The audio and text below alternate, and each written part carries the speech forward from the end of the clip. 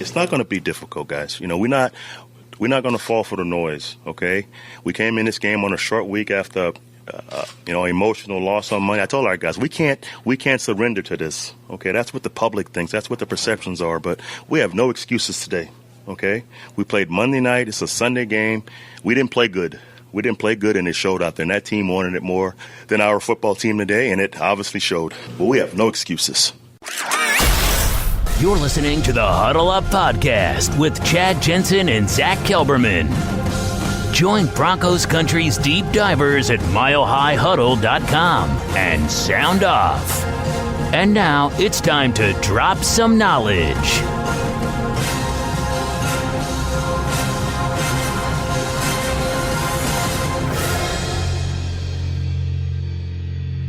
Welcome in, everybody, to another episode of the Huddle Up Podcast presented by Mile High Huddle and 24/7 Sports.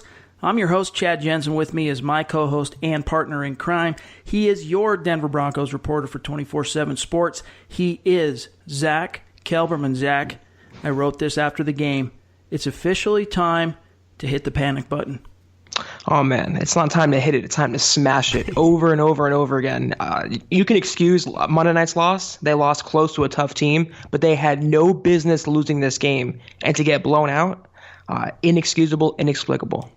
Yeah, we definitely have a lot to dissect. So much reaction from the listeners from Broncos Country today that we're going to get to as soon as possible. But first, just a couple quick pieces of business before we dive in. You guys make sure you're following the show on Twitter at HuddleUpPod. Also, take some time, if you have not done this, leave a creative review wherever you're listening to the show, but especially on iTunes and Stitcher. If you're an Android user, it's Stitcher. If you're an Apple user, it's iTunes. You have no idea how much that helps us to grow the show, reach new listeners. And for those of you who are listening on YouTube, shout out to you. iHeart, Google Play, Spreaker, wherever you're listening, we appreciate you. But take some time, rate the show, leave a creative review. Helps us out a lot. And one last piece of business before we dive in here. We got to talk about some fantasy football. Do you play fantasy football? Make sure you stay ahead of the curve with a new podcast called Fantasy Foresight. Hosts Jay and Ben focus 100% on fantasy football. They share their total foresight with private metrics and projections to help you win your fantasy football league. If you play fantasy football, whether you're a savvy vet or if this is your rookie season, you can't afford to miss their podcast. Again, it's called Fantasy Foresight. Find it on iTunes. We're going to have the listing of and the link directly to their show on iTunes in the notes of this show. So find that, check it out, make sure you stay on top of your fantasy league. Fantasy Foresight. All right, Zack. New York Jets 34, Denver Broncos 16. And you hit the nail on the head, I think, in terms of, really putting this game into perspective and the magnitude of which, we have to analyze it. The Broncos didn't just go on the road and lose to a 1-3 team led by a rookie quarterback. They got blown out. And it wasn't just some kind of hard-fought deal where, the offense laid an egg and then the defense kept them in it till the end type thing. This was a complete and total and utter team failure. Yeah, like I said, the game against the Chiefs on Monday, they competed to the very end of that game. And that was against the NFL's best team. But to go on the road and lay an egg in a game they should have been pissed off after losing 2 straight, an inferior team led by a rookie turnover-prone quarterback, and to just quit. It reminded me so much of the Dolphins game from last season when they got blown out to Jay Cutler, of all people. And you replace Jay Cutler with a rookie in Sam Darnold, the youngest starting quarterback in NFL history, and he lights that secondary up, that vaunted Broncos defense. It's just a brutal loss. There was no reason for it. And it's one thing to lose, like you said, by a field goal or by a point or two, but to lose by 18 points, there's nothing good you can say about it. We're going to talk here in just a few minutes, a little bit later in the show, more in depth about how far-reaching the implications are and the ramifications coming out of this and what type of corresponding consequences might come out of this game. We're going to get to that. But first, let's talk about what actually happened in the game just for a minute. Offensively, obviously not a lot to write home about. Case Keenum just, it looked like he was going to be okay to start this game. The Broncos were able to get a timely turnover on New York's first possession. Adam Gotza strips and recovers a fumble. And then the Broncos are in business, quickly Keenum gets him into the end zone with Cortland Sutton, posting his first touchdown of his career. But from there, things really seemed to go off the rails. And I don't think there's any getting around it at this point. I mean, Case Keenum has been a lemon for the Broncos. And yep. you guys heard me talk about this, both Zach and I on the show, since the Keenum signing. My kind of expectation, and again, this, I guess, was viewed through a lens of optimism, but it was also based on what I saw from Keenum last year. I really saw this Case Keenum signing as having the potential to be a similar type of impact that Jake Plummer had for the Broncos way back in 2003. And that is probably not good enough to get a team over the hump, but at least good enough to stabilize the situation and put them in a position to compete for the division and for the playoffs. Obviously, Zach, it's just Case Keenum ain't it. And the Broncos, I think at the very least, the last 3 games, these 3 losses and 5 games in which Case Keenum has not played well at all, I think it's at least forced a discussion about what to do with the quarterback situation moving forward this week at Dove Valley. Yeah, I still think it's his team, for better or for worse. They're just paying him too much money. But we talked about this, I think, last week, that Kelly should get some reps, if only to push Case Keenum. The only thing he's known in his career is competition. He was a journeyman. And this, I think, is the worst case scenario for Denver, is getting not the Vikings version of Case Keenum, but that Texans or Rams version, where he's not a starting caliber quarterback in the NFL, at least to this point. I mean, I thought it was a good signing. I wanted Kirk Cousins. I'm not going to lie. That's been documented. That's been out there. Yeah. I wanted the Broncos to draft a quarterback. Case Keenum was not my first choice, but I figured, okay, he's coming off a career year. He's a giant upgrade on Trevor Siemian, Brock Osweiler, Paxton Lynch. He should be good enough in that spot to make that offense competent. And it's just they look worse or on par as last year when they had inexperience and lackluster play. Yep. So, $36 million, and late in the game, he was misfiring on 5-yard checkdowns. That is not a good return on investment at all. Yep, and it's one of those things where it's like, if you dial this thing back in time, we jump in the old time machine and go back to the draft.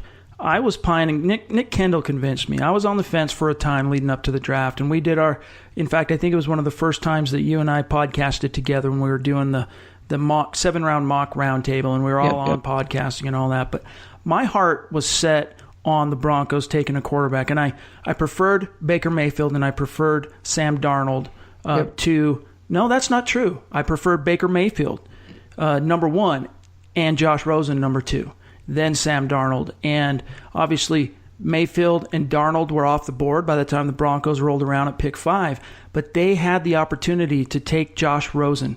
And, it's going to be a rough year for Rosen in Arizona, no doubt, because of how bad that team is and how just not well they're coached right now.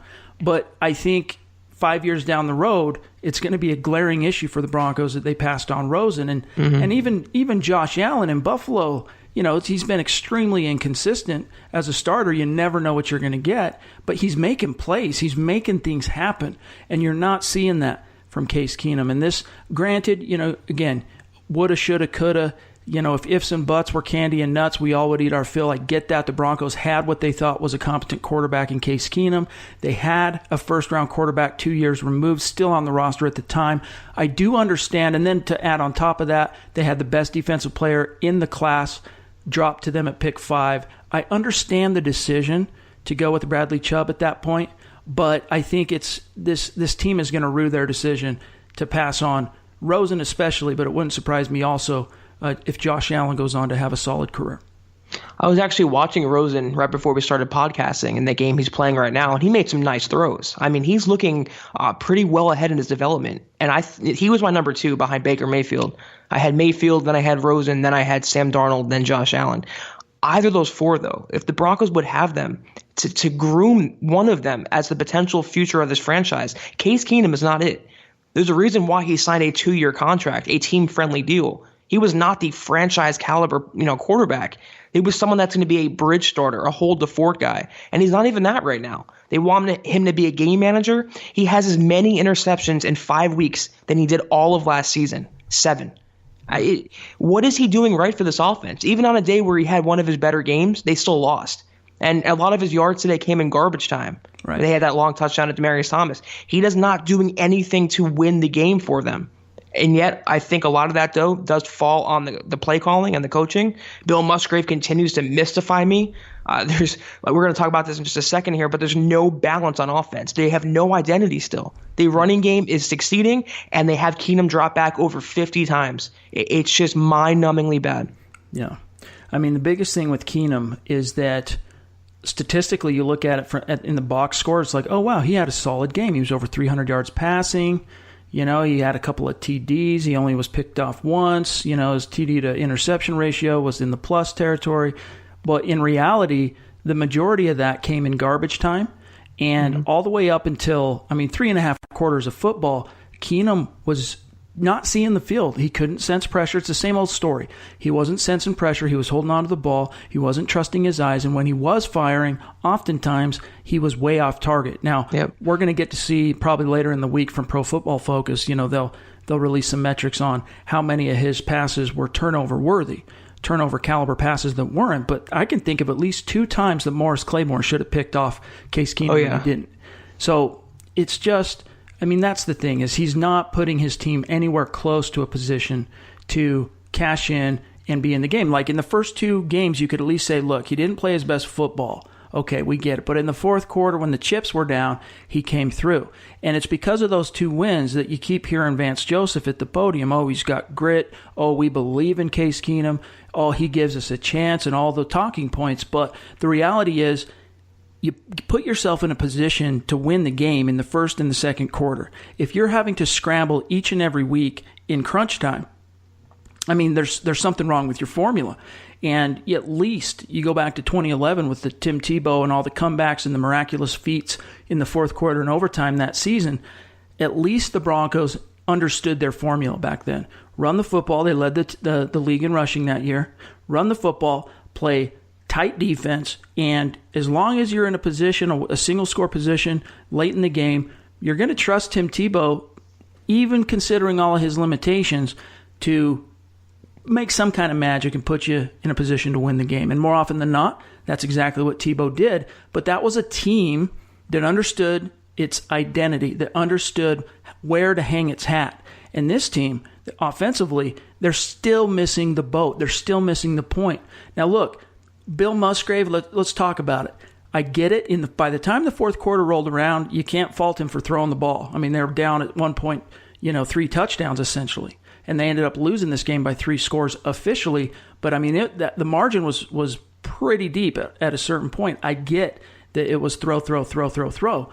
But really, he abandoned the balance of this game plan early on in the game. Probably the second quarter, about halfway through, when the Jets started picking up a little momentum, it's like he panicked and went, oh, goodness, we got to throw, instead of just staying poised, staying collected, and leaning on Phillip Lindsay and Royce Freeman, who, I get it. Zach Freeman was kind of shut out at first. He wasn't finding much purchase, but that's where you lean on the other guy, Phillip Lindsay, who started this game off with a bang. First of all, how sad is it that we're talking up Tim Tebow as a better option than Case Keenum? That's the state of the Broncos right now. Second of all, the Broncos are trying so hard to make Case Keenum a thing. They're trying to make him a franchise quarterback by hook or by crook, and it's not happening. They're going away from the bread and butter. They're cutting off their nose to spite their face. I can throw any cliche out there, but it's true. They're all true. Yeah. It's true. It's the truth right now. And the running game is the strength of this offense, and every person sees it. Fans, media, we all see it. It's obvious. Lindsay had 5.1 yards on 12 carries. That's respectable. Freeman had 6.2 on 5 carries. Yep. It's 17 carries total, and you have your quarterback drop back 50 times. And to your point about they had to get in a situation to pass the ball. What's so great about having a dominant running game is it controls game flow. It would keep the opposing offense on the sideline. It would dictate the clock, the TOP, long, sustainable drives. They would have kept the defense fresh. The running game is the key to success for Denver. And Musgrave and Vance Joseph and this coaching staff, they just don't see it, and they don't want to stick with it. And it's hurting them right now. There's a reason why they're 2-3. They lost 3 in a row. They got to stick by the running game. And we keep saying this week after week after week. Vance and Musgrave both promised they're going to take the training wheels off. They weren't even letting him on the bike right now. Yeah.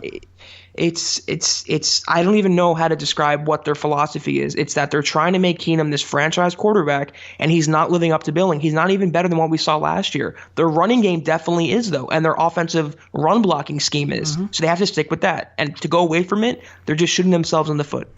I think you are onto something here, and that is the team is still, the coaching staff is still somehow fooling themselves on Keenum. That's the only explanation to this blind allegiance to the passing game. You know, you go back to Vance Joseph. He's talked about it a few times at the podium. But when they finally got cleats on the grass in OTAs and they saw Keenum operating the offense, and they thought, wow.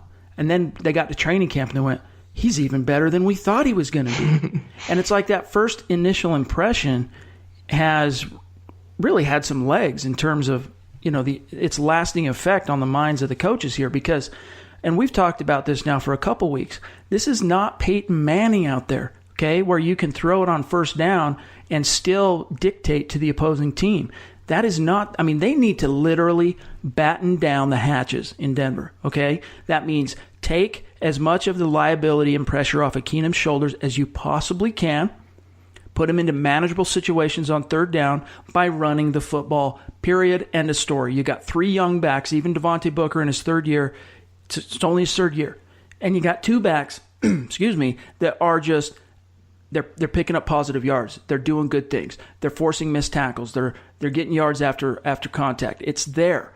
The offensive line, that's their strong suit, run blocking. And even in the pass blocking, Garrett Bowles, he's going to get you 1 or 2 holding calls each and every week. But that offensive line, they took a couple shots from blitzes here on Sunday against the Jets, and there was a couple moments, couple lapses, but they're being made to look worse as a unit because of Case Keenum, who is, I mean, he's not unloading the ball on his first or second read. His first read, he goes to throw it. Go back and watch the film. He'll go to throw it. He'll pump. And then hold on and look elsewhere. He's not trusting it. He's got to unload the football. And if your quarterback is pressing like that, he's in his own head. He's stuck somehow in neutral. As a coaching staff, you're now 3 losses in. You got to find another way. And what I wrote in the 5 Things We Learned piece is that something needs to happen to kind of reset Case Keenum's brain chemistry. And if that means temporarily benching him or ceding some of the practice snaps to Chad Kelly, you got to do something. And we talked about this last week too, Zach. I'll serve this back over to you. Is we talked about, and you hit on it today already, but I think it's an important factor in this conversation right now, which is the Case Keenum psychology. Undrafted, the guy who was always doubted, had to fight tooth and nail for every opportunity, never receiving any kind of benefit of the doubt. There was no draft pedigree with which he could count on. None of that. He's had to fight. He's had to. Part of the psychology of his success last year and why the Vikings never named him officially the starter, that's one of the reasons why he was successful, is he felt like each time he stepped onto the field, if he did not produce, he was going to lose his job. And let's face it, he's not feeling that way in Denver right now. And I think now that 3 games in a row, 3 losses in a row, I mean, think about this. Before last year, the idea of losing 3 games in a row, unfathomable for Broncos fans. I mean, it's just not even in the wheelhouse. Even before Peyton Manning. Okay, yeah, you had that crazy year in which things went off the rails with McDaniels, that era, I guess you could say. But like the idea of even losing 3 games in a row, I mean, that's nothing compared to the 8 in a row from last year. But before the Vance Joseph era, it was unthinkable for Broncos fans. So the team needs to recognize, they need to sit up and take notice of what happened here. We're going to talk about the defense here in a few minutes, but it's incumbent upon John Elway. We know Vance Joseph is a yes man. That's one of the reasons why he was hired. Okay, fine. John Elway, you need to be the one to say something to Vance Joseph. Pass that on to Bill Musgrave. From on high, here's the edict. Case Keenum needs to sit. Even if it's for a game. Maybe Chad Kelly goes out, falls flat on his face. Who knows? But Case Keenum gets the message, Zach. I think that's John Elway's worst nightmare, is his hand-picked $36 million quarterback being outplayed by a 7th rounder. Then they have another quarterback competition on their hands, and the cycle continues. I'm going to put my tinfoil hat on for just 1 second here. I think Elway and Joseph, after looking at the film from last season, they decided that a lot of the blame was on the quarterback. Not necessarily the O-line, the running game, the quarterback. So they got a better one. They loaded him up with receivers. They drafted 2. They kept Thomas and Sanders at their highly paid contracts. And I think they tried so hard to have this formidable passing attack like what you saw with Peyton Manning. Not like that exactly, but something like that. Something deadly that can lead them to victories. And that's why I think they're trying so hard to make Keenum a thing. And it comes at the expense of the running game, which is really helping them. There is no reason and no excuse to say during the week that we're going to give a certain player more carries and then only give him 5 carries in that game when he's again running for 6 yards a carry or more like he had last week against the Chiefs. And the running game is controlling the clock. They're blowing them off the ball. Royce Freeman never goes down on first contact. Every time I watch him run, he's getting around the edge. He's getting to the second level. I don't understand the thinking in making him drop back so much when you know he's not going to succeed. It's been proven over and over again. And that excuse that we talked about last couple episodes, that he's not familiar yet, that he doesn't have chemistry yet, that can't really float anymore. Nope. It's week 5 now. Yep. He's had 5 regular season games, and he's shown in 3 of them he wasn't good enough. And you can argue that they barely won the first 2 games. So the passing game is not going right now, and I would at the very least give Kelly some reps in practice only to send a message. If they can do that with Marquette King, I know it's a much smaller scale, but if they signed a punter to the practice squad, and then a week later he was promoted and King lost his job, why should Keenum be any different? He's a player and he's not performing. It's all about competition. So give Kelly some more reps. Let him breathe down Keenum's shoulder just a little bit to show that this is not going to fly here. You step up or you will be replaced. That's why we didn't sign you to a 4 or 5 year contract. Yep. At the very least, they have to give Kelly some more reps. I think sitting him right now, Keenum, is a little too knee-jerk. I think they're just too committed to him. But it has to send a message that incompetence doesn't matter how highly paid you are or how much job security you think you have. The next man up is always going to be there to potentially take your job. See, and that's the thing, is it feels knee-jerk. But the problem is we're coming off, we are not too far removed from the Denver losing control completely and going on an 8-game skid. And the problem was, especially in week 5 on the road in New York at MetLife Stadium, it felt too much like last year. And that means something significant has to change. And we're going to talk about what the Broncos have to do in order to salvage what's left of this season and still make it something in which they can be competitive, something to shoot for still this year. I've already got Broncos fans hitting me up now on social media about the draft. That's what this... That's where we're at right now. And I get it. I really do. I'm actually there with you. A week ago, I'd have been telling you to pump the brakes. And I did. You heard me on this podcast. Put it in perspective. Hey, Peyton Manning went 2-3, blah, blah, blah. Or go back to the Tebow season. They started 2-5, went on to win the... Listen, throw that out the window. What I saw today was a team completely collapsing on a physical and an emotional level. Collapsed, gone. And John Elway knows it. So there's going to be some kind of a shakeup here. Mark my words. I don't know what it's going to be yet. We're going to talk about what it should be here in a few minutes, but there is going to be a shakeup. And we still got a lot to get to, but first, we got to talk about sponsor today's show, MyBookie. Sure, watching football's fun, but it's more entertaining when you have some action on the games. Guys, you heard me talking about it for weeks, and some of you are still on the sidelines. Whether you're an expert or a rookie, you should be betting at MyBookie. If you're the kind of guy that likes to bet a little and win a lot, like playing the numbers on roulette, you can create a big parlay. Pick 3 teams to win, and if you hit all 3, you could turn $100 into $600. There's so much to bet on. Playoff baseball, hockey, primetime fights, and more.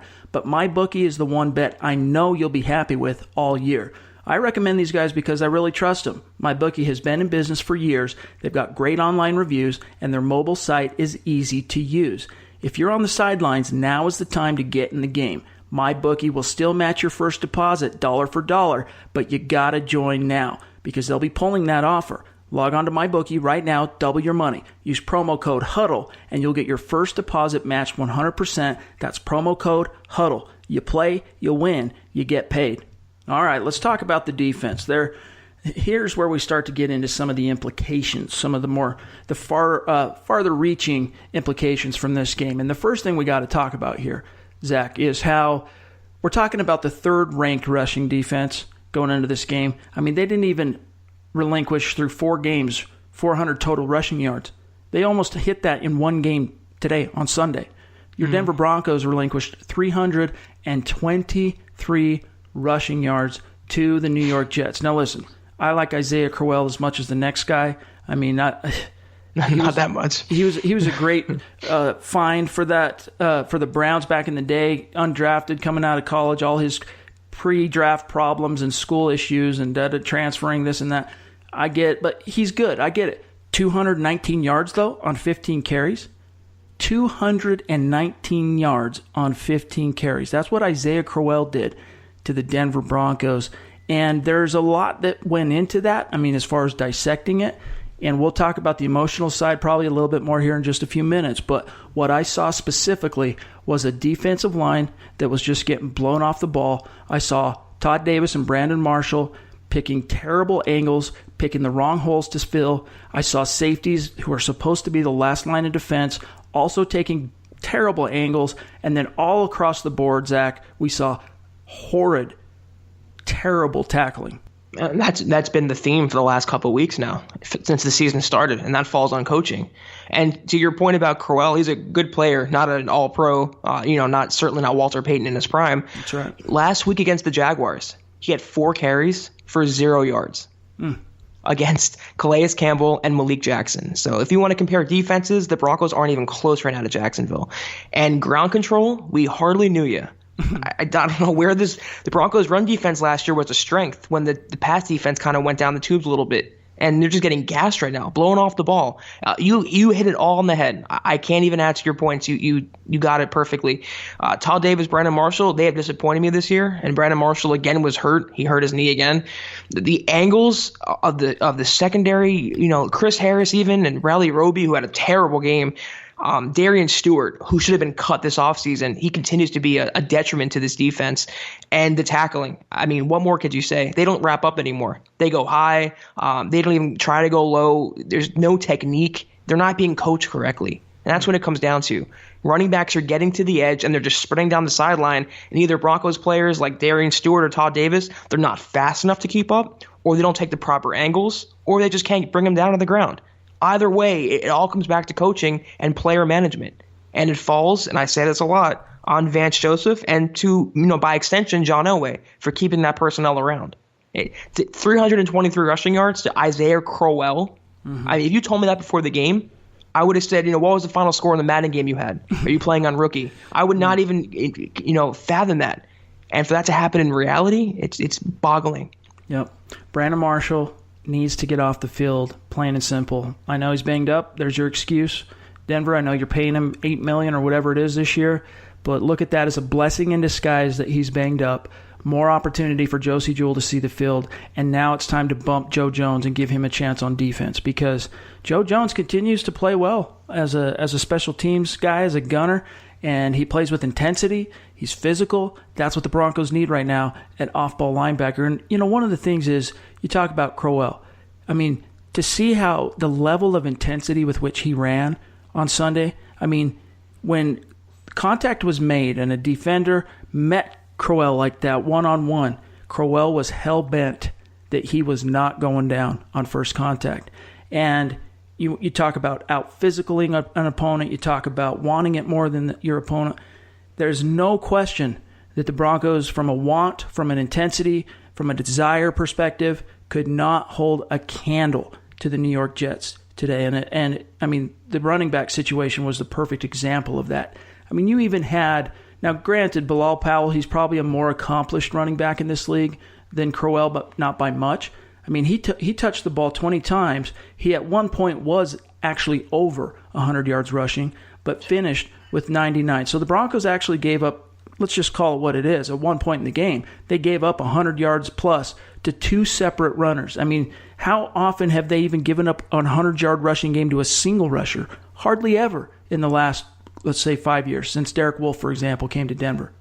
It's just something else is going on. And that's kind of a good segue, I think, Zach. We'll talk about Bradley Roby here in a minute. But I think that's a good segue into Derek Wolfe's post-game comments. Now, for those of you who missed it, after the game, Derek Wolfe was being asked about what went wrong, what are your thoughts, blah, blah, blah. Nikki Jabvala of The Athletic, she tweeted something that is, I mean, if this doesn't make the hairs on the back of your neck stand up, I don't know what will. But Derek Wolfe said, quote, "Same old bleep every week. I'm tired of talking about the same bleep the last 2 years. Something deeper is going on here." Close quote. And that's again via Nikki Jabvala of The Athletic. So what does that tell you, Zach? I mean, if we're talking about implications now, we're talking about what it all means. Derek Wolfe, I mean, obviously he's always going to give you that raw, off-the-cuff response. He's not one to, cower or self-edit himself much in front of the microphone. He's willing to tell it like it is. That's just the way he is, right? As a guy, as a teammate, as a player, as a pro. If he's willing to say something deeper is going on here, how do we interpret that? Well, I hate to answer a question with a question, but what's the common denominator between this year and last year? Mm-hmm. It's Vance Joseph. It's the coaching. And I hate to always harp on it and always hang my hat on that, but they're not being coached correctly. There is no coincidence as to why this defense went off a cliff after Vance Joseph and Joe Woods came to town as in their respective jobs. I think, the Broncos defense, I'm not exonerating them completely. They're soft right now. And I hate to use that word because it's a giant slap in their face and it's a giant insult to their manhood, but they are. For Isaiah Crowell and the Jets rushing offense to pile up 300 yards, they are soft. Their bark is bigger than their bite right now. They can't stop a nosebleed right now.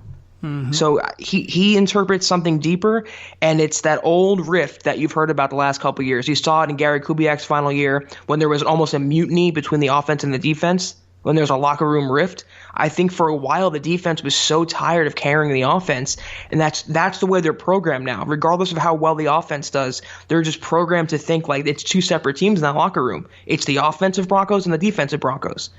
And, I would agree with it if the Broncos offense, I don't know. At one point, I think the Broncos offense did enough. They got out to a hot start, and the defense just collapsed. I mean, they let up 34 points to this Jets. I mean, how could you make a comment like that when you failed in your job? You have to point the finger at yourself. 21 points relinquished by the Broncos defense in the second quarter. In the second quarter alone.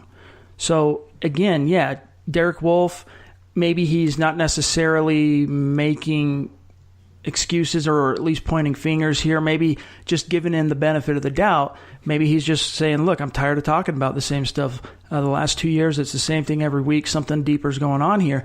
Maybe he's not necessarily pointing fingers or trying to shuck the blame here, but really pointing to this, as you said, the common denominator through the struggles the Broncos have faced as an organization for the better part of the last 2 seasons, and that's Vance Joseph. There is some kind of disconnect. Now, you've heard me talk about it on this show. You've read it on the website. You've seen it on social media. I have tried to keep people, tried to give some perspective to fans because, again, we've talked about it. It's the penchant that most fans have when things go sideways for a team is to blame the coaching. And sometimes there's more to it. And I've talked about it before, and today was a perfect example where the execution was just as much to blame as the lack of preparation or the poor coaching in-game. And in this case, though, it's happening too much. It's each and every week. It's the same story, just as Derek Wolfe said. Same thing, different week. And at some point, you have to call a spade a spade. You just have to be honest about the situation. And I think you go back to John Elway's decision, and this was something I questioned at the time, his decision to pass on Kyle Shanahan to hire Vance Joseph. I saw that as a mistake. And I think one of the reasons why is that coming out of the 2 coaching situations in which he was kind of bitten, the whole thing, the way things ended with John Fox, and then getting really excited and investing as much in Gary Kubiak and winning a Super Bowl only to have him wither under the pressure and step down, he kind of wanted more control himself, and he hired a yes man.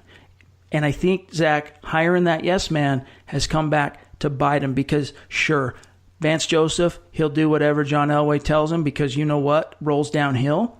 But he's not, in getting that yes man, he has forsaken Elway, actual innovative coaching. And the Broncos across the board, and it starts with Vance Joseph, they are not getting it done. Week in and week out, they're being outcoached by opposing staffs. And in today's case against the Jets, that was a lesser team. I'm telling you right now, there is more talent on the Broncos side of the field than on the Jets. But a lot of that came down to coaching. And so I think the yes man factor is playing a role here in Elway's, in the magnitude of Elway's mistake to hire VJ. Don't forget Sean McVay passed on him too. They interviewed 3 people, and one of them was Kyle Shanahan, one was Vance Joseph, one was Dave Taub. They hired Vance Joseph. I mean, you have a 66% chance of getting a better coach, and you take the 33% route. It's backfired, I think, on John Elway. It has, because the Broncos' deficiencies, it goes beyond just coaching. And it's shown that Elway is not this God. I mean, he was a great player. He was a good executive for a while. He led them to a lot of success, but it's opened him up to a lot more criticism by picking the wrong guy, by putting the wrong players on the field. I think it's really backfired on him. And you can say that for him if he buys the groceries, so to speak, as Bill Parcells would say, but he hired the wrong coach to make the meal. And to get outcoached by Todd Bowles, a guy who's on more of a hot seat than Vance Joseph, a team like you said, and like I said earlier, that had no business winning this game, that has less talent, it's an indictment. The Broncos are constantly have procedural penalties, delay of game, 12 men on the field. They're never prepared. They never have that energy. I mean, that falls directly, and you can't really point the finger anywhere else. It falls on coaching. That's their job, is to get the players ready to play, to put them in the best possible positions to succeed. And when was the last time you saw that? Like Gary Kubiak, perhaps. Mm-hmm. And people ran him out of town, and they were happy to see him gone, but the grass ain't always greener. And Broncos fans would kill right now for Gary Kubiak. He would be like, Vince Lombardi compared to Vance Joseph right now. So it's backfired on Elway for sure. He didn't pick the right guy, and hopefully his next choice is a guy who has an offensive background, because hiring defensive guys, it taught him, at least with less experience, it's not the route to go. Yeah, we're going to talk about some options there here in a few minutes. But, the problem is the Broncos post Super Bowl 50 have faced multiple situations in which a pivotal decision had to be made. The first being the head coach situation with Vance Joseph. And that was the decision. A guy like Sean McVay has gone on to wild success. Let me tell you something. He wasn't even on Denver's radar. Nope. Okay? If he was, he would have been brought in for an interview. He wasn't. And honestly, he was kind of a guy that was last at the table. Like, by the time the Rams hired him, he was kind of the last guy with a decent resume who was looking for a head coaching job left on the market. Like, he was one of the last coaches hired in that season, that coaching carousel period. And if that doesn't tell you something about the way Elway viewed his ideal candidate at that time, I don't know what will. But even Kyle Shanahan was like, it was storybook. It made perfect sense. It was a match made in football heaven, and yet Elway defied the football gods in that sense. Brought him in for the interview, turned him down for Vance Joseph. And I could understand why you would pass on a guy like Shanahan for another coach if that coach brought some kind of bona fides himself. But let's not forget, Vance Joseph had 1 year of coordinator experience prior to being hired as the head coach in Denver. As the Miami Dolphins DC, they finished pretty much bottom third in almost every major statistical category, and yet they somehow magically found a way to make the playoffs that year.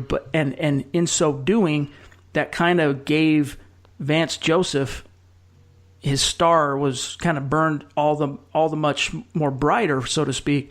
And he already kind of had an in with the organization because Kubiak wanted him, Elway wanted him to be the defensive coordinator when Kubiak was hired.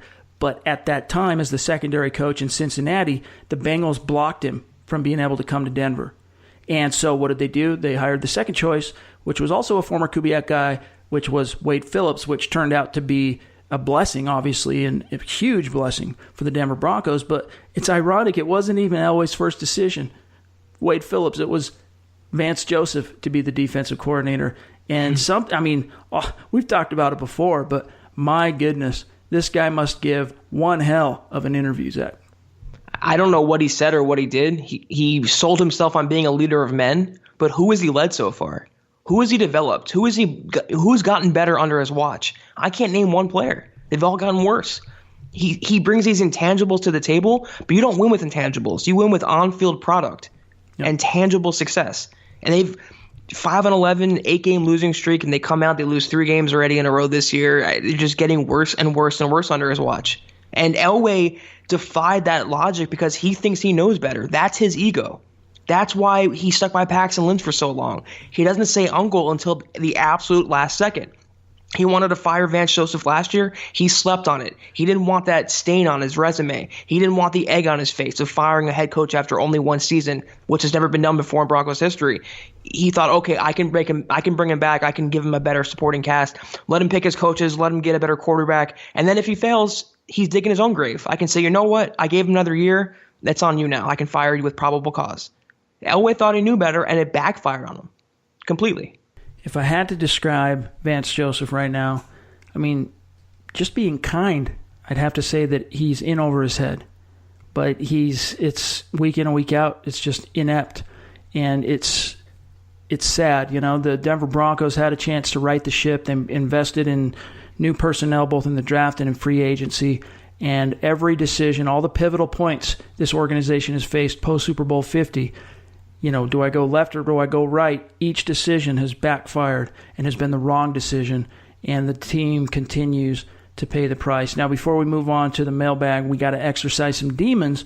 One last thing I want to talk about is Bradley Roby, who was on the losing end of 2 deep touchdown passes to Robbie Anderson. And unfortunately, if this was like a single game anomaly, you could just kind of charge it to the game, just didn't go our way. You know, the Broncos it's just a weird situation. The stars aligned for the Jets. But no, this has been a trend for Bradley Roby in a contract year in which he had the perfect opportunity to say, you know what, I'm going to go out and make a ton of money in my second contract. And I thought it was interesting. Alex Valdez said on Twitter during the game that, hey, here's the silver lining, basically. At least the Broncos, you know, going into the season, everyone was like, oh, man, how are the Broncos going to manipulate the cap in order to figure out how to, you know, afford Bradley Roby post-2018? That's not going to be a problem. I mean, Roby's going to be lucky to even find a starting job on the open market at this rate. Well, I mean, for the Broncos, yeah, they don't have to worry about his contract being too excessive, but they don't have another cornerback. Who do they have? Chris Harris Jr., who's kind of slipped this year. I hate to say it. Isaac Yiadom, who's still a developmental guy. Adam Jones and Tremaine Brock, they can't even get on the field. Brendan Langley, I mean, they're probably forced by default to bring back Bradley Roby or draft a corner or sign another one. It's not a good situation right now, and I had such high hopes for him, too. I thought, okay, they traded Aqib Talib. He's ready. He's a former first-round pick. I thought he looked pretty good last year. He fits this scheme, and he's just gotten worse and worse and worse and worse. And it started in the preseason, and I wrote it off. I said, okay, it's the preseason. It doesn't matter. The games don't count for real. He'll get better. Every week, though, he's getting targeted by another quarterback every single week. And today, he didn't even get his head around. He didn't even look for the ball. He just got toasted off the line of scrimmage. Should have had over-the-top safety help. Darian Stewart was too slow. That's the story of his season. You can't leave him one-on-one. So that falls on coaching to me. Yeah. Don't leave Bradley Roby one-on-one. But they're going to have to find some help. And Vance kind of touched on that. They'll turn over every rock. They'll look for anything they can do to help the team because they don't have a secondary right now. They have one good corner, and the rest are either mediocre or injured. And Bradley Roby has been one of the biggest disappointments this season, probably the biggest one on the defensive side of the ball. If Case Keenum's on the offensive side, it's just been not what I expected from him at all. Yeah, I mean the team is they don't have a ton of options right now, but they will after the season. They will in free agency. They'll have some options in the draft, obviously, but they do have some options right now. You know, the street market is not good. Obviously, they passed on the opportunity to sign Bashad Breeland. But there are some options. I laid them out in a piece earlier this week. You can go find it on the trading block. There are some options out there. It would require the team giving up some capital in exchange, but there is an opportunity there for Denver to bolster their cornerback depth before the trade deadline on October 30th. But, you know, one thing, it's like, I mean, look at it like this when it comes to Denver's passing defense. I mean, Sam Darnold, he threw the ball 22 times. Okay, he dropped back to pass 23 times, threw it 22 times, was sacked once. He only completed 10 balls, 10 completions, but it went for 198 yards, 3 touchdowns. And if you want to see a perfect example of why quarterback rating in the NFL is a totally useless statistic, Darnold finished that game with a rating of 98.1. Case Keenum finished the game with a 95 rating. That tells you everything you need to know about that particular statistic when it comes to the NFL. All right, so we do still obviously have a lot more to get to, including your reaction, your questions coming out of Denver's third straight loss, some of the implications that are on your mind. We're going to also get to the bottom of what the Broncos need to do here as far as solutions to salvage this season. But first, we got to say thank you to sponsor today's show, Audible. You guys go out and get yourselves a free audiobook download and a 30-day free trial at audibletrial.com/huddleup. You get over 180,000 different titles that you can choose from, whether you're on an iPhone, Android, Kindle, or MP3 player. It's a product, it's a service, it's an app that I utilize literally each and every day because I'm a huge reader, but I don't always have time to sit down, turn the pages on the books that I want to read. Audible gives me the opportunity to do that without having to sit down and spend the time. I can do it while I'm driving. I can do it while I'm cooking. I can do it while I'm at the gym. So take this opportunity. You get a 30-day free trial and your first book free. Go to audibletrial.com/huddleup.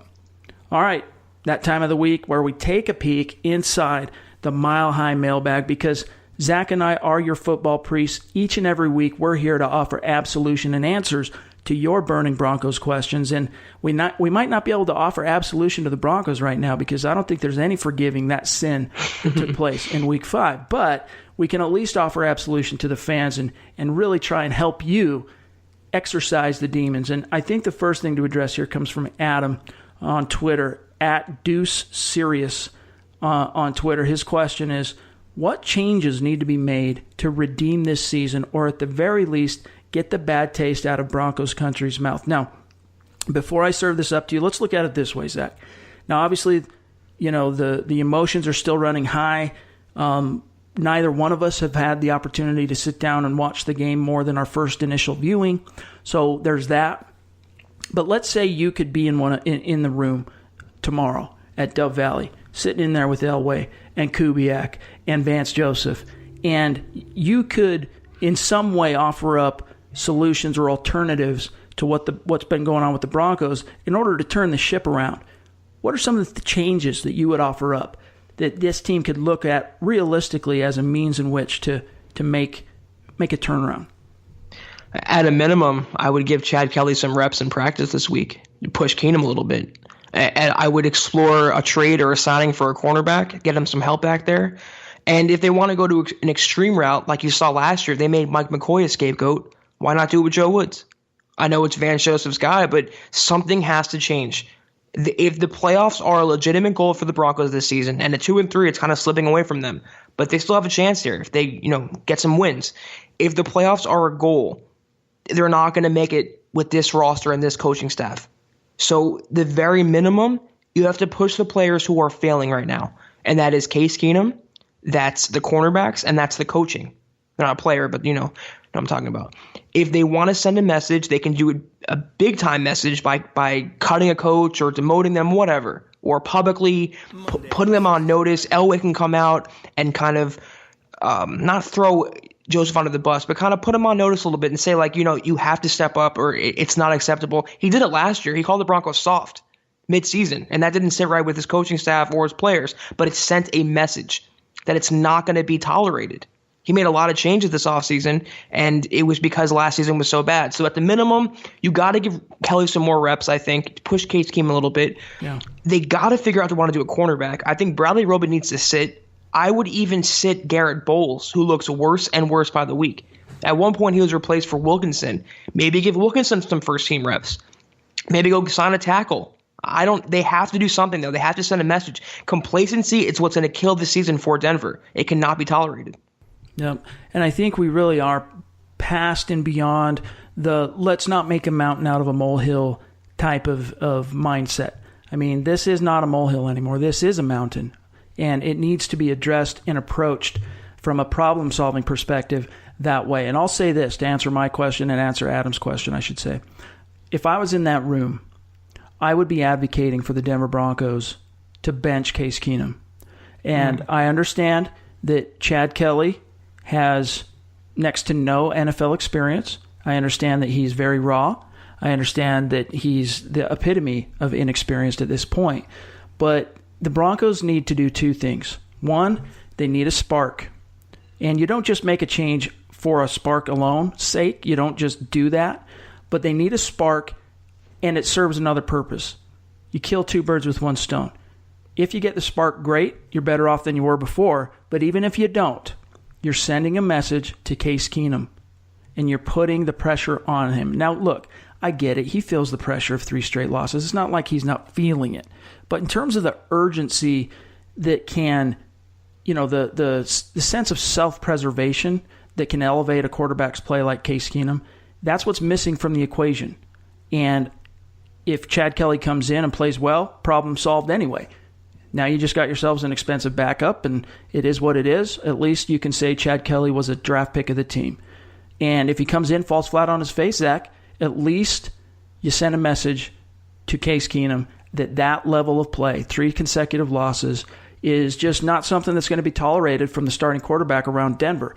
Another thing is, I don't know that you can fire Joe Woods without firing Vance Joseph. I mean, honestly, because they're kind of tied together, and Vance Joseph has defended and stood up for Joe Woods in many cases, and it's kind of hard to say, did Vance Joseph pick Joe Woods, or was that John Elway? Because we know that one of the reasons that the team was so confident in letting Wade Phillips go and not meeting his demands for pay or requests for pay was because they felt like they had one of the hottest, up-and-coming, brightest young defensive minds in Joe Woods, ready to step in and be defensive coordinator. Then you get Vance Joseph coming in, and it just wasn't a good mix. Those two together have not been a good combination. So I don't know that from a coaching perspective, going into week 6, as far as firing people, really anything can be changed unless you're going to fire the head coach. But personnel-wise, here's some changes I would also make on top of the quarterback. Garrett Bowles, you're on the bench. I was hopeful when he started going sideways in week 5 in MetLife Stadium with Wilkinson dressed. I was hoping we were going to see him at left tackle send another message. I mean, that's the thing, man. There is no accountability right now. None. For the Denver Broncos. Garrett Bowles, sit your ass down. Brandon Marshall, sit your ass down. Darian Stewart, you're benched, dude. You're benched for good unless we got nobody else. But guess what? We do. We've got DeMonte Thomas. We've got Sua Craven's going to be coming back here in a few weeks. We got Will Parks. We got Shamarko Thomas, who did not dress on Sunday. So it's not like the Broncos are devoid of options beyond Darian Stewart. Enough's enough. Get him out of there. I mean, Justin Simmons, we've talked about him being a disappointment this year as well. A lot of the reason I think that Simmons has struggled is because of how bad Darian Stewart's played. But neither one of them have been ideal last lines of defense. Let's face it, Bradley Roby, you can't bench him. Unfortunately, you just don't have any other options. But what you can do is scheme around that situation and try and provide him some help over the top whenever you can. And then lastly, I think one of the other changes that needs to be made is that someone's got to light a fire under Von Miller. I don't know what it's going to take, but this is the 3rd straight game in which he has virtually disappeared. I mean, at least last week, yeah, he wasn't able to get home in terms of pressuring Patrick Mahomes, but he at least got the pressures. I mean, there was a few sacks that Mahomes stepped out of on the part of Von Miller there.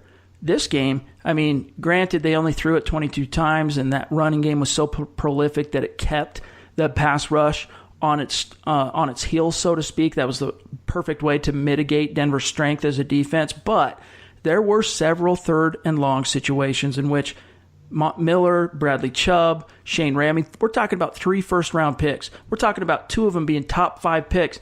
They're not getting it done. And you can't bench Von Miller, and I'm sure as hell, let me be clear about this, not advocating anything close to benching Von Miller. But some kind of message has to be sent to him. I don't know if that means you bring him in a room, Zach, sit him down and say, hey, man, what's going on? You're not getting home.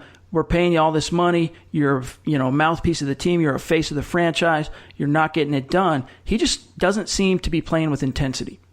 I have an idea. Play DeMarcus Walker. Let him play for once.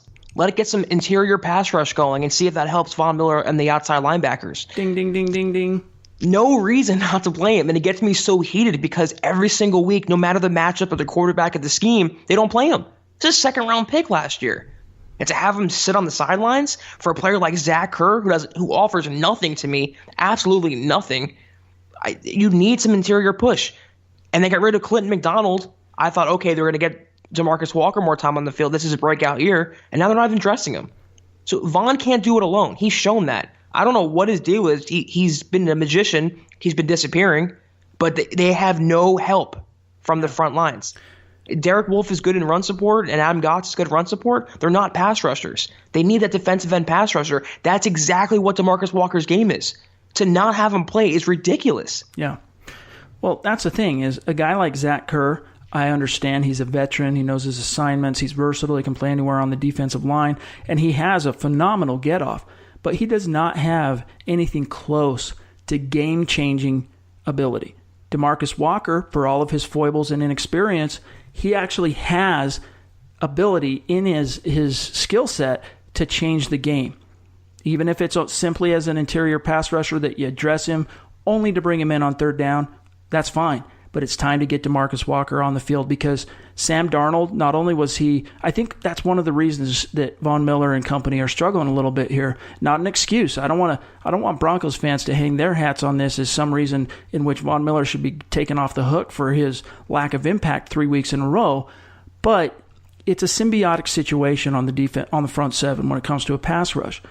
Pass rushers feed off of quarterbacks feeling the interior pressure, and vice versa. Interior pressure feeds off of quarterbacks stepping up in the pocket because of the edge rush turning the corner. So you need both of them playing at a consistent level, and the team hasn't gotten any of that. It's simply been, let's hope that Von Miller can bend the edge. And sometimes he's going to be able to do it. He should be able to do it a heck of a lot more than he has the last 3 weeks. But it's just not happening. I think you're right. DeMarcus Walker can be a legitimate solution to changing up the chemistry on that defensive line and hopefully put more pressure on these quarterbacks and shake something loose. Now, we move on to the next question here in the mailbag from James Pittman at JamBeer on Twitter. Any chance, Zach, Joseph gets canned this week? If he was hired for his defensive expertise, this was a total failure. And what was funny, he's also a former secondary coach, and the secondary's fallen off a cliff. He can't develop anyone. No, he doesn't get fired this week. They're not going to even make changes to the coaching staff, as far as Joseph says, so he's not going to get fired. And I didn't think he would. The earliest, I think, would be the bye week. We've talked about that before. Week 10, that's a plausible time to make a change and install Musgrave as the interim, but not this week. It would take a few more blowouts for Elway to start thinking, okay, let's put those wheels into motion a little bit. Let's get that spinning. Let's see how we can replace him. It's not going to happen this week. Yeah. The best you can hope for if you want Joseph to be gone is to lose.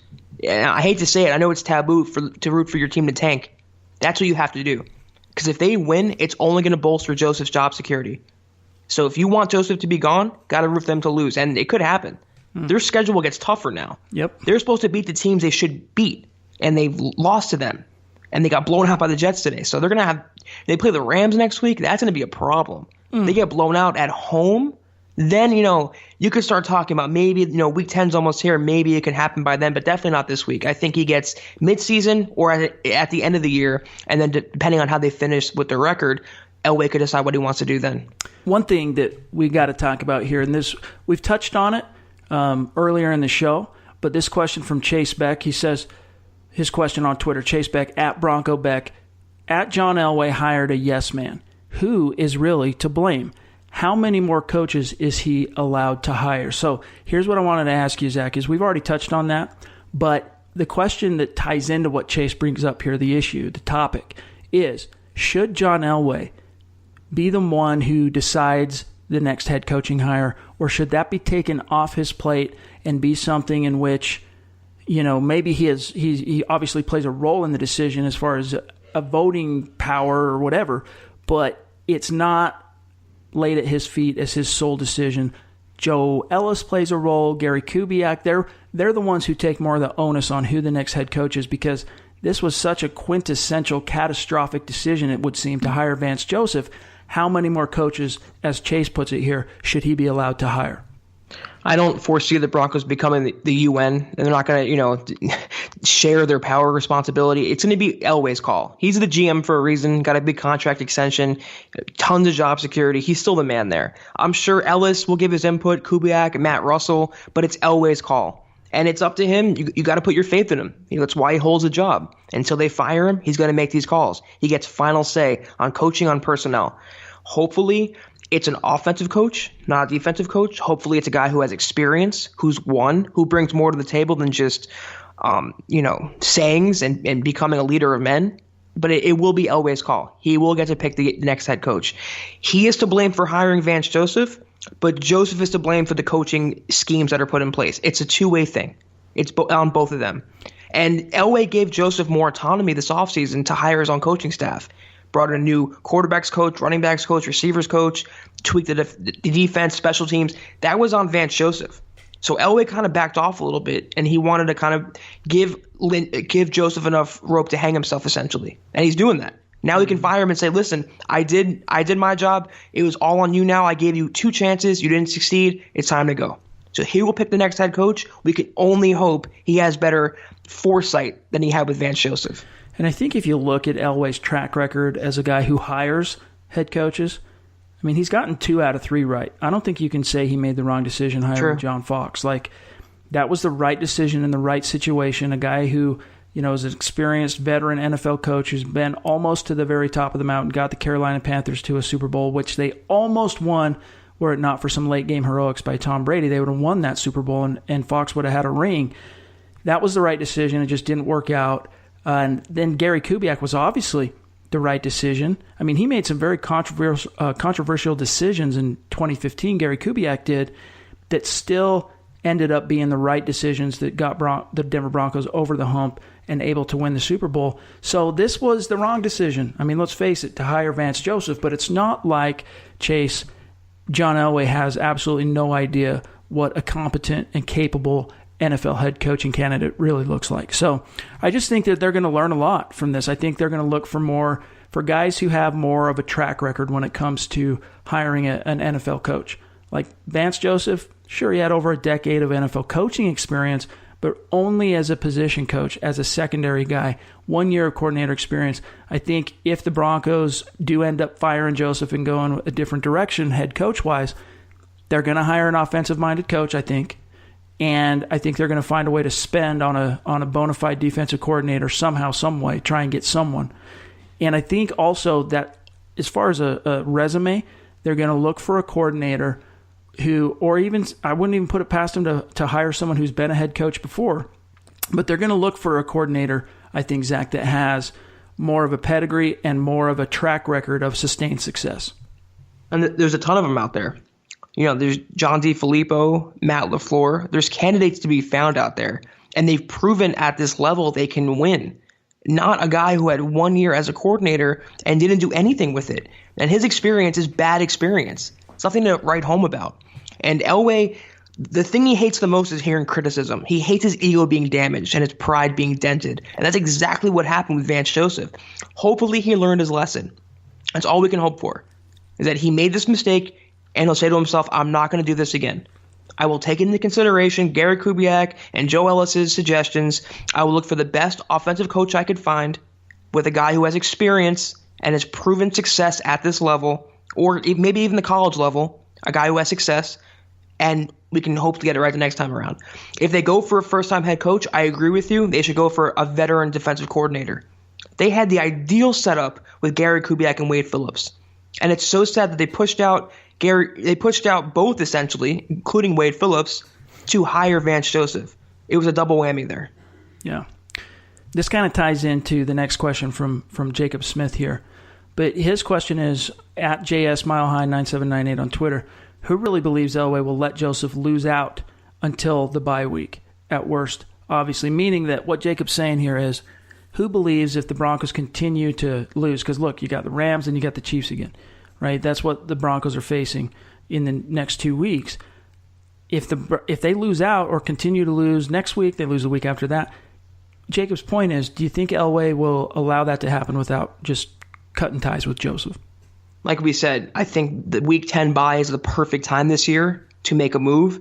If they have any type of losing streak, if they lose 3 or 4 games, I guess 3 games, if they're on any sort of losing pattern or they've looked really bad, it can be enough to justify for Elway to make a move at the bye week. So if they go on a losing streak, if they don't win any games between here and week 10, he will fire him. I don't think that's any question at all.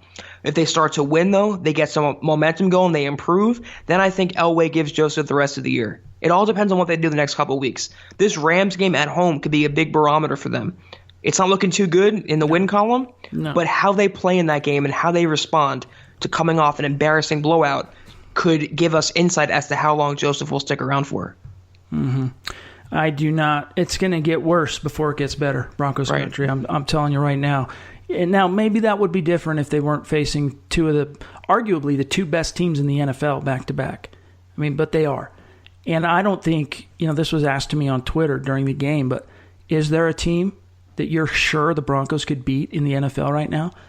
I can't think of one that I would say, circle that one as a W. Knowing what we know about the Broncos at this point, I don't think there's a team in the league right now you could count on the Broncos to beat, which is a scathing indictment on Vance Joseph and just portends very shaky, sketchy things on the near horizon. So who knows? We're starting to get into kind of uncharted territory, uncharted waters for the Broncos, Jacob. So I think all bets are off at this point in terms of decisions that can be made from on high, including the quarterback situation, including the coaching situation. But his follow-up question, Jacob's, was ideal scenario next offseason. Let me just throw this out real quick before I serve it over to you, Zach. To me, the ideal scenario is the kid from Oregon, Herbert, in the draft, coupled with, before that, an innovative head coaching hire, an offensive mind. I like Jim Bob Cooter. Now, it's a name to keep an eye on. It's a great funny name. It's a weird name. Well, we won't go down that path, but it's one of those names that makes you do a double take. But Jim Bob Cooter, I want to remind fans that don't know maybe that he was in Denver. He was part of that coaching staff that helped to dial up the most prolific offense in the history of the NFL, scoring 606 points. He was an offensive assistant that year under Adam Gase as offensive coordinator. He's now the offensive coordinator in Detroit for the Lions under Matt Patricia. He's got ties to the organization. He's got experience with Elway. So keep an eye on him, but that would be my ideal situation. A guy like Cooter, QB in the draft. But here's the thing is, what about Chad Kelly? Because fans are going to want to know where Chad Kelly fits in as far as the future is concerned, because we know what this team's penchant is. Their penchant is that delusional penchant to say, look, our talent across the board, we're one middle-of-the-road quarterback away from winning it all over again. But we know the error of that train of thought. We know that is not on point. I think Chad Kelly, so let's say the Broncos lose the next 2 games, which they are more than likely to lose. I think at worst, the Case Keenum experiment was a failure. It's time to roll the dice on Chad Kelly because your season's not going to get any better with Case Keenum, and you need enough of a sample size. You can't, for example, let's say the Broncos just continue to suck with Keenum at the helm, and then you get into Week 17, it's like, okay, let's play Chad Kelly. That's not going to give you enough actionable information with which to make decisions in the spring when it comes to the quarterback situation. So they're going to need to figure out what they have in Chad Kelly a lot sooner than Week 16 or 17 this year in order to, I think, Zach, inform their decision in the offseason next year. Let me just backtrack for 1 second. We talked about one team the Broncos could beat. They play the Cardinals in a couple weeks, and I thought there's no way they could lose to them, but they're about to beat the 49ers, and they play them at Arizona in primetime Thursday night. If they lose that game, all bets are off with Vance Joseph. I just want to touch on that real quick. My ideal offseason, I agree with you. Get a competent, preferably high-profile quarterback like Herbert and hire a bona fide head coach. So the quarterback, obviously that he's the best name in the draft. And what's good about him is even though Elway's picking him and his track record is less than ideal, you finally have a veteran backup he can learn behind. He doesn't have to be thrown into the fire right away. They didn't have that luxury with Paxton Lynch. In terms of coaching, though, there's so many names out there. Cooter's a great name, figuratively and literally. Frank Reich, John DeFilippo, David Shaw, Jim Harbaugh. There's coaches out there to be found. Well, Frank Reich's in Indy, but I think you were thinking of Matt LaFleur. Yes, there we go. Oh, sorry, but yeah, I was thinking about last year. You have to get an offensive guy. It can't be defensive. offensive coach, high-profile quarterback, and then it's too soon to say right now. It's only week 5. We don't know what's going to happen with the defense, with the coaching staff. But for right now, as we can project it on October 7th, a offensive coach, and there's a ton out there, and a high-profile quarterback like Herbert, the Broncos will probably have a top 5 pick. It's all contingent right now. But that's my ideal offseason for sure. Yeah. Next question, I agree. Next question comes from Matthew Slagle. Can we just call Keenum a bust on his contract? And then his follow-up, exercising some demons. I'd much prefer we be done with it and get an actual QB. Also, would like a young offensive mind to be the next head coach, or someone like Dave Toub from Kansas City. Time to rebuild, not retool. And before you answer that question on Keenum, I think we've kind of answered that already. But before you officially answer for Matthew, I think that the Broncos are treading dangerously to the point of blowing it all up and rebuilding, starting from scratch. Like this formula, I think that's the only way for them to break the cycle of we're only one quarterback away from winning it all. And that's maybe a topic for another time, but it might be getting closer to that point where it's like, look, time to rebuild, time to blow it up. Well, what did Joseph say when he got hired? It's not a rebuild, it's a reboot. It's time to rebuild. The system is not responding. The system is glitching right now. It needs more than a reboot right now. So in terms of, the next coach, I agree with you, Matthew. It has to be an offensive mind or a veteran coach at the minimum. Dave Toub is a great name. He was way more experienced. I know you're a fan of him too, Chad. He was way more experienced than Vance Joseph. He would have been a great hire. Very respected coach. Keenum, though, right now, it's too soon to say overall. It's only been 5 games. But right now, that contract's a bust. It was a team-friendly deal. They got him below market value, 18 a year, 25 guaranteed, 36 overall. But what return on investment are the Broncos getting? He already has as many interceptions as he had last year. He's not arguably won a game by the strength of his arm. He's making boneheaded mistakes. He's playing tentatively, not leading this offense, not sparking this offense. So, right now the contract is a bust. But at the time, it was a good value. You never really know. You got to roll the dice. You got to take a chance. Yep. But, $18 million a year, what is he giving them? I don't see much. No. And there is no question that he's going to be in Denver next year. Now, it might be on a restructured deal. Like they might say, hey, look, we paid you $25 million guaranteed, so that means that $7 million is guaranteed, but that's all we're going to pay you unless or we'll cut you or whatever. And maybe he'll say, okay, cut me. But if the Broncos take that approach next year, that'll mean that Case Keenum's value on the open market is next to nothing besides being an above-average backup, which is really what he's shown himself and revealing himself to be. Now we move on. One more question, then we're getting out of here because we're running long. From Brandon Graves on Twitter, @Graves809. When will Chad Kelly start? So let's say, and this kind of ties in also to something Cole Mason sent us about assuming Denver loses against the Rams next week. Could that be enough for Joseph to get canned, et cetera, et cetera? Let's answer 2 questions at one time here, Zach. How would the chips need to fall? Under what scenario do you envision Denver having the gumption to pull the trigger on inserting Chad Kelly?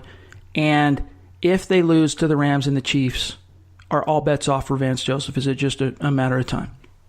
I still think for as long as Joseph is here, he's going to continue riding Case Keenum. That's his meal ticket right now. That's keeping his job security what it is. So as long as Keenum remains healthy and Joseph is the coach, Keenum will be the starting quarterback. It would take a multiple game losing streak for Joseph to be fired, maybe by the bye week. And then after that, if the season's down the toilet, if they're in their tank mode or they're just looking to the offseason, then you play Chad Kelly. No reason to risk Case Keenum there. You know what you have in him. So he won't start right now unless there's injury or a massive blowout either way, like 41-0 type of blowout. But if they go into the bye week and they fire Joseph and they have an interim coach and they have a losing record, then you might see Keenum get sat. If there's a lackluster effort, then they might pull him. But start outright, it's not going to happen in the very near future. That's just what I feel. So if the Broncos lose the next 2 games, that will put them at 2-5. And I think at that point, the Broncos might be able to talk themselves into saying, oh, well, we just played the 2 best teams back-to-back. So, hard to get a beat on what this team is when you're playing the best teams. Well, you also lost to the Jets on the road, a 1-3 team that hadn't won since the season opener. So let's face the facts here. This team has to make some changes. But what I would say is I think that, again, with the caliber of opponent the Broncos are facing this week, they're not going to replace Case Keenum. But I think if they lose these 2 games coming up, which it's all signs point to them doing just that, I think there's going to be some legitimate conversations about Chad Kelly. I really do, because the Broncos know, as you said, what they have in Case Keenum by this point, and they know he's under contract for next year. But they also know they're going to need to solve their quarterback situation for next year, and they might have the solution to that equation already on the roster, and just playing them in Week 16 or Week 17 isn't going to be enough information to really give them an educated, actionable amount of intelligence with which to operate in the draft. So they're going to need to see more of an extended look at Chad Kelly is what I'm getting at. And I think for both Chad Kelly and Vance Joseph, you're looking at the bye week. That's kind of where things are going to start to coalesce. And if there's going to be some real wholesale changes made, it won't be until then. But unfortunately, the odds are by that point, no matter what changes Broncos make, their season's probably going to be in the tank, because this was the turning point game. This was it. They knew the mountain of a task that faced them coming out of Week 5 with just their next 2 opponents. And this is where they had to put their foot in the ground and pivot, and they couldn't do it. And even worse than that, they completely just disintegrated as a team, from the players on both sides of the ball to the coaches. So this is a really sticky situation. And again, I say, Zach, we're in uncharted waters. So nothing I've said tonight, like, all bets are off. Like, I would not be surprised to see the Broncos do anything at this point, whether it's fire the coach, fire a coordinator, bench the quarterback. Like, I think they're literally getting into uncharted territory where all bets are off. Let me just say this. I'll not only I think will they support Keenum this week, I think they talk him up more than usual. This is a revenge game for him. He was formerly of the Rams, and they're playing Wade Phillips. They want to win this game. This is almost like their Super Bowl to them. So nothing's going to happen this week. They want to have their best quarterback in place and what they think is their best coaching staff. No changes this week. But if they get blown out by the Rams, which is a distinct possibility, and they drop to 2-4, 4 games in a row, and they're at home, I agree with you, all bets are off. But this week, everything is going to remain status quo. His seat is on fire right now, Vance Joseph. Case Keenum is shaping up as a bust. The team is falling apart. But I think they hold it together with gum and tape just for one more week for the Rams to come to town. After that, then we can start talking about wholesale changes. My head tells me you're right. My heart tells me that's a huge mistake. They got to make a change now if they want to salvage anything from this season, but I just don't think it's going to happen. But again, I really do think that we have waded into uncharted territory here, uncharted waters. So we'll see. It's going to be a very interesting couple of weeks, but it might be, as Zach said, a status quo situation. Knowing the caliber opponent they're facing, they don't want to tempt the football gods beyond the point in which they already have. But listen, is it time to hit the panic button? You bet your ass it is. Things are going sideways. They've officially gone off the rails. So if the changes are made, though, sooner than later, possibly this season can be salvaged. It's just not looking like it's going to happen. Fans are already talking about the draft next week or next year. So we'll see how it shakes out, but that's all the time we got for today. You can find my partner, Zack Kelberman, on Twitter, @Kelberman247, myself, @Chad and Jensen, and make sure you're subscribing, y'all, no matter where you're listening to the show. Make sure that you leave a creative review, and above all else, rate the show. For Zack Kelberman, I'm Chad Jensen. We'll talk to you soon. You've been listening to Building the Broncos. Join Broncos Country's deep divers at milehighhuddle.com to keep the conversation going.